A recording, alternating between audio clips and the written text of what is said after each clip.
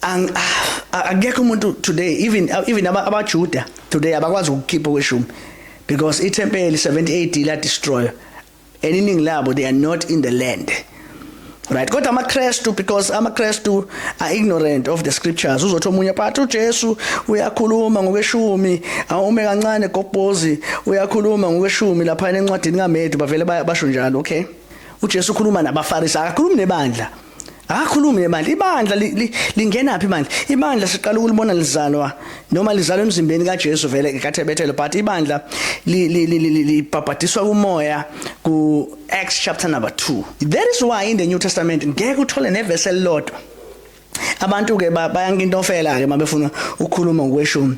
Bavele baya kumaHebheru bathi hayi umaHebheru uyakhuluma ngokweshumi kanti nakhona akakhuluma ngokweshumi. Guys, ukhuluma ngoAbraham ubabaza ubukhulu bobupriesti bukaMelchizedek ngoba uJesu usegcwalise uMahubo chapter 110 ngiyakwenza phakade ube umpriest ngendlela kaMelchizedek. That is why abapostoli bengakhuluma ngokweshumi. Ngiyakuzwe any verse in the New Testament indaba abapostoli babengabaJuda, they were Hebrews and they understood the indication yokuthi kuyini okweshumi. That's why bekhuluma ngeminikelo. They spoke about giving. Sibusisiwe isandla sipha alisho njalo iverse lithi kubusisiwe ukupha kunokwamkela. Kukhulunywa lapha ngokupha. So umnikelo ukhona esivumelwaneni esisha.